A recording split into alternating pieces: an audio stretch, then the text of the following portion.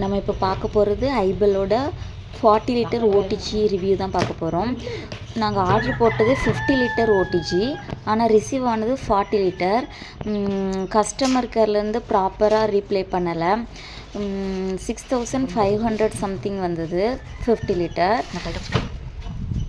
First time order பண்ணதுனால return பண்ண மனசு இல்லை.